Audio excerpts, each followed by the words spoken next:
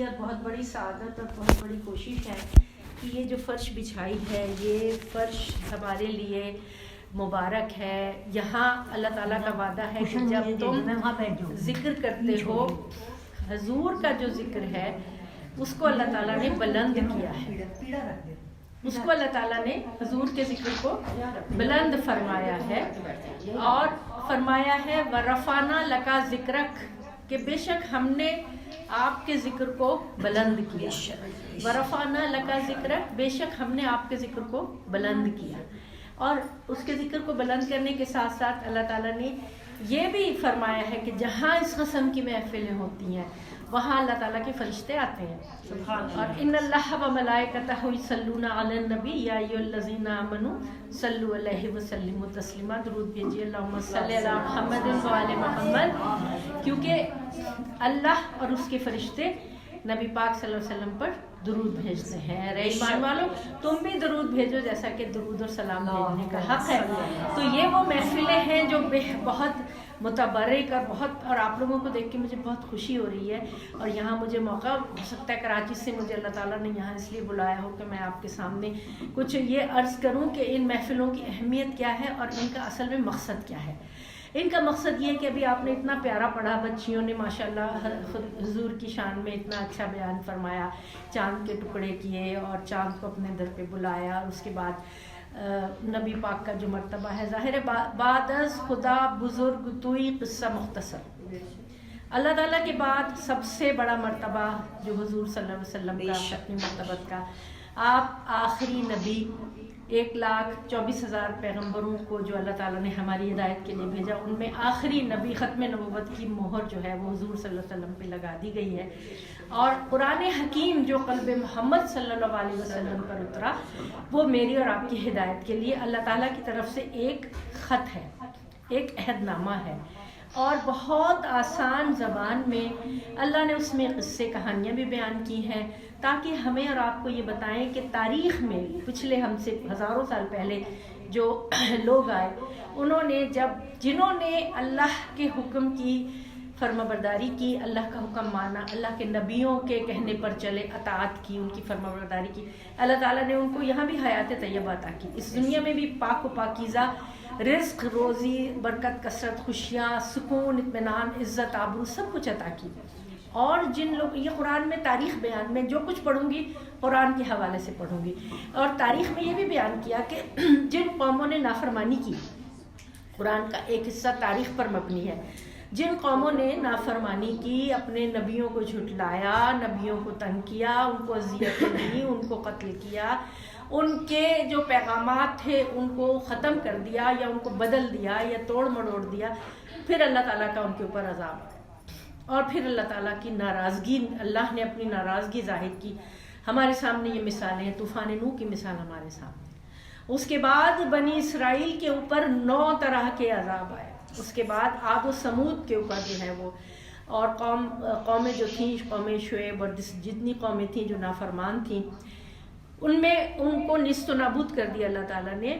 اچھا اب یہاں یہ ایک سوچنے کی بات ہے, نہ صرف گناہ گاروں کو بلکہ اس معاشرے میں وہ لوگ بھی جو رہتے تھے اور جو امر بالمعروف اور نہی عن المنکر نہیں کرتے تھے, اپنے ارد گرد دیکھتے تھے یہ سب کچھ ہوتے ہوئے لیکن نہیں بس ہمیں کیا, ہمارا کیا اس میں مطلب لینا دینا, وہ جانے نہیں. معاشرے میں جب مسلمانوں کے لیے خاص یہ حکم ہے کنتم خیر امۃ اخرجت للناس تامرون بالمعروف وتنہون عن المنکر, کہ تم وہ خیر امت ہو جو انسانوں کے اوپر پروردگار عالم نے قائم کی ہے, تمام انسانوں کے اوپر. کیا کس لیے قائم کی ہے؟ کہ تم نیکی کا حکم دیتے ہو اور برائی سے روکتے ہو, بہترین ہو تم. اس لیے ختم نبوت ہو چکا, اب کوئی نبی نہیں آئے گا, کوئی نبی نہیں آئے گا. تو اب جو ہے نا تمہارا سب کا ہمارا فریضہ ہے, اور ہمارے سامنے مثالیں موجود ہیں. ہم جو ہر نماز میں الحمد پڑھتے ہیں نا, کم از کم 10 دفعہ تو پڑھتے ہیں نا, باقی پھر ہم تسبیحات اربع پڑھ لیتے ہیں.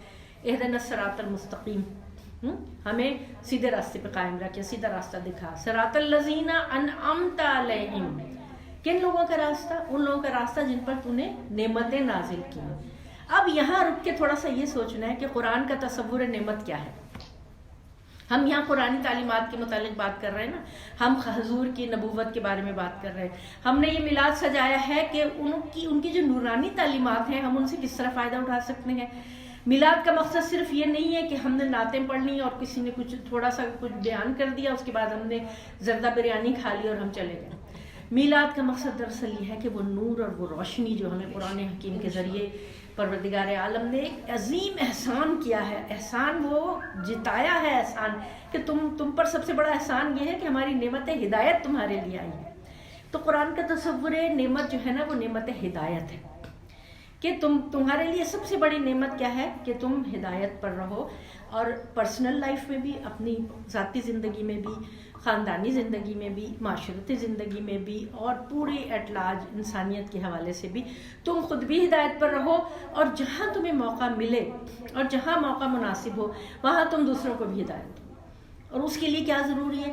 اس کے لیے ضروری ہے کہ آپ کو اتنا علم ہونا چاہیے. اور قرآن حکیم کا تو آغاز ہی اقرأ باسم ربک الذی خلق، خلق الانسان من علق، اقرأ وربک الاکرم الذی علم بالقلم، علم الانسان ما لم یعلم. اقرا سے آغاز ہوتا ہے اس معاشرے میں جہاں معاشرے میں تلوار اور تیر اور اس کا زور زورہ تھا. عرب تو ہر وقت جنگ و جدل میں مبتلا رہتے تھے نا. ان کا تو بہترین مشغلہ جو 1400 سال پہلے جب قرآن حکیم آیا، بہترین مشغلہ جنگ و جدل تھا نا ان کا. اللہ نے اس معاشرے میں اقرا سے اپنے کلام کا آغاز کیا. اس بات کی اہمیت کہ علم کی بہت بڑی اہمیت ہے.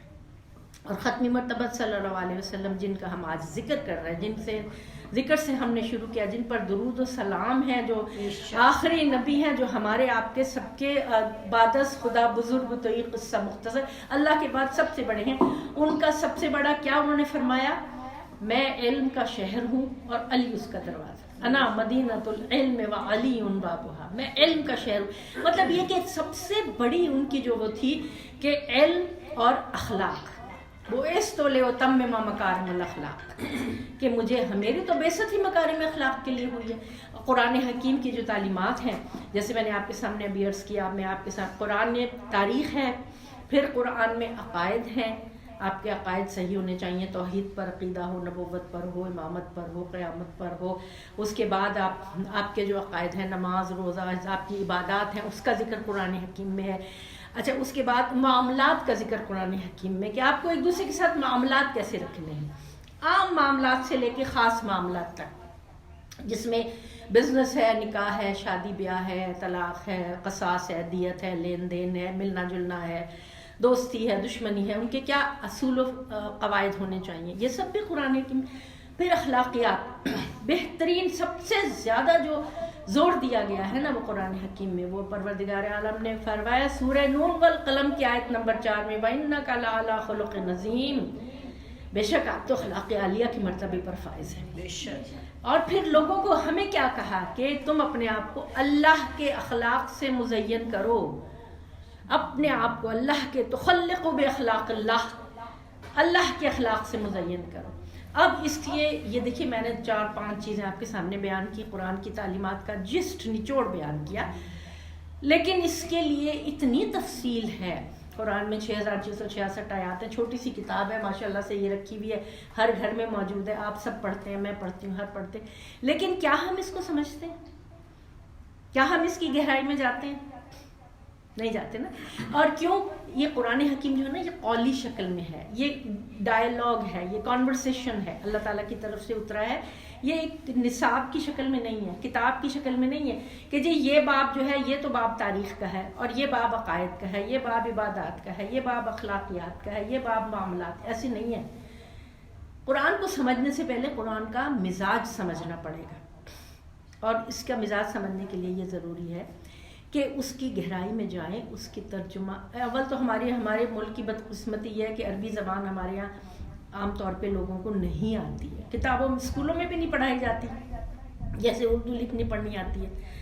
دراصل اگر اسلامی ملک ہے تو میں تو مطالبہ کرتی ہوں اپنے حکومت سے کہ بچپن سے کلاس 1 سے عربی زبان کو نا نصاب میں شامل کرو، تاکہ جب ہم قرآن پڑھیں تو ہمیں پتہ چلے کہ اللہ تعالیٰ نے ہمارے لیے کیا پیغام رکھا ہے. ایک ایک پیغام کے اندر کتنی کتنی گہرائیاں ہیں، اور کتنے کتنے معانی پوشیدہ ہیں، اور کتنے کتنے مفاہیم ہیں. تو قرآن حکیم کو سمجھنے کے لیے ضروری ہے کہ قرآن کو صرف تلاوت بہت فائدہ ہے، بہت ثواب ہے ناظرہ پڑھنے کا بھی. ہم لوگ سمجھتے ہیں کہ قرآن پڑھوا لیا ہم نے اپنے بچوں کو تو ختم ہو گئی ہماری ذمہ داری، قرآن شریف ختم کر لیا، رمضان میں 3 قرآن ختم کر لیے. ایسا نہیں ہے.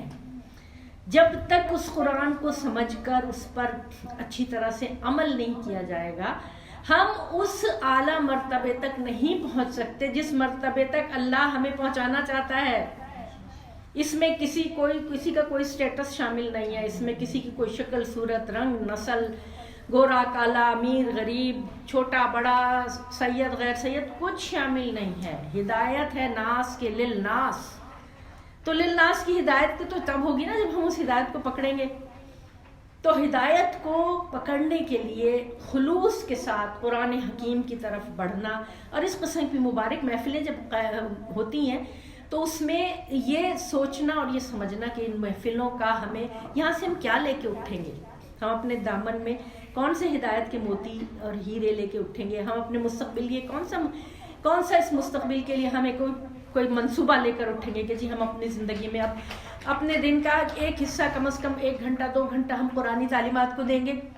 اور کس طرح دیں گے کہ کیا پڑھیں گے، کیا مطالعہ کریں گے. اور آج کل تو بڑی آسانیاں ہیں، آپ کے پاس ہر گھر میں موبائل ہے، یہ سب کچھ ہے، ان میں جو ہے وہ آپ، لیکن یہ بھی بڑا مشکل ہے، اس میں ہر چیز کو نہیں کھولنا ہے، صرف وہ کھولنا ہے جو واقعی آپ کو جہاں سے ہدایت ملے. تو بس میرے خیال ہے میں ابھی ایک اور آپ لوگ نعتیں پڑھیں، اس کے بعد اگر موقع ہوا تو پھر میں 15 منٹ کا ایک اور آپ کے سامنے بیان کر دوں گی. لیکن ابھی اس کا دب لباب، اس جو میں نے آپ کے سامنے مختصر گفتگو کی، یہ ہے کہ سب کو دعوت ہے، یہ دعوت فکر ہے، ہر ایک کے لیے ہے کہ ہم جو حضور کی درود پڑھتے ہیں، سلام پڑھتے ہیں، ان کے لیے اتنا ہمارے لیے سب سے وہ بڑے ہیں. لیکن ہم یہ دیکھیں کہ ان کی تعلیمات کیا ہیں، ان کی تعلیمات ہمارے لیے کیا ہے، وہ ہم سے کیا چاہتے ہیں. وہ رحمت للعالمین ہے، تمام عالمین کے اوپر رحمت ہے. وہ کیا رحمت ہے؟ وہ یہ رحمت ہے کہ وہ ہمیں جہنم سے نکال کر جنت کی طرف لانا چاہتے ہیں. وہ ہمیں زندگی بھی پاکیزہ طیب طاہر زندگی اس دنیا میں بھی دینا چاہتے ہیں، اور آخرت میں سب کو جانا ہے. کوئی اس بات سے منکر نہیں ہو سکتا کہ ہم کسی دوسری دنیا کے لیے پیدا کیے گئے، دراصل اس دنیا کے لیے ہم پیدا نہیں کیے گئے. یہ تو ہمارا ایک طرح سے ٹرانزٹ ہے. جی یہ جو میری طرف توجہ رکھیے پلیز. یہ جو ہے نا اس دنیا میں جو ہم چند سال 70-80 سال رہیں گے، یہ تھوڑا سا ہمارا ایک طرح سے سمجھے آپ ایک اسٹیشن پر اترے ہیں، آپ کی ٹرین آنے والی ہے اور ہم دوسرے اسٹیشن پر ابھی ہمیں جانا ہے، ہم نے سب نے جانا ہے. وہاں جا کے ہمیں سب نے جواب دینا ہے کہ تم تک میری کتاب آئی تھی، تم تک میرے رسول کے اقوال آئے تھے، تم تک میرے رسول کی سیرت آئی تھی، تم نے اس سے کتنا حاصل کیا.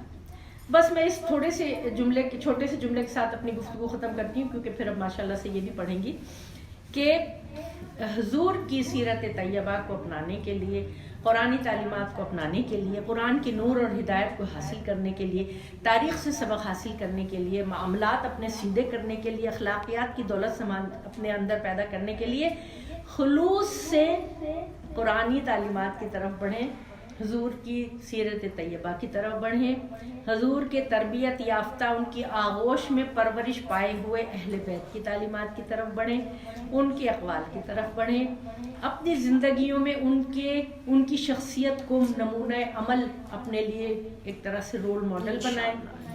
اس کے بعد ورنہ یاد رکھیے یضل بہ کثیرا و یہدی بہ کثیرا، اگر قرآن کی طرف کوئی کسی غلط نیت سے بڑھتا ہے تو قرآن اسے گمراہ کرتا ہے.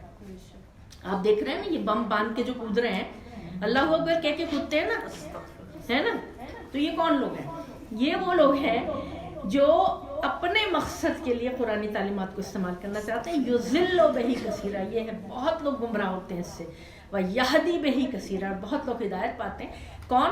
جو خلوص سے قرآن کی طرف بڑھتا ہے، سچے دل سے قرآن کی طرف بڑھتا ہے اور جو ہدایت حاصل کرنا چاہتا ہے. وما علینا الا البلاغ. اللہم صلی علی محمد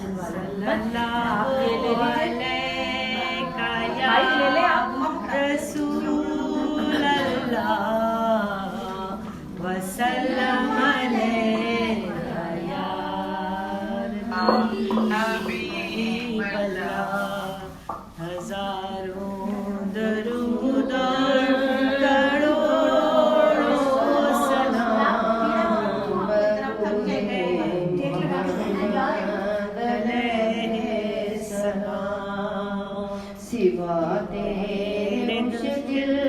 کشا کون ہے، ہم غریبوں کا والی بتا کون ہے، غریبوں کا والی ہے شیر خدا، یتیموں کا والی محمد مصطفیٰ، بلائے اپنے در پہ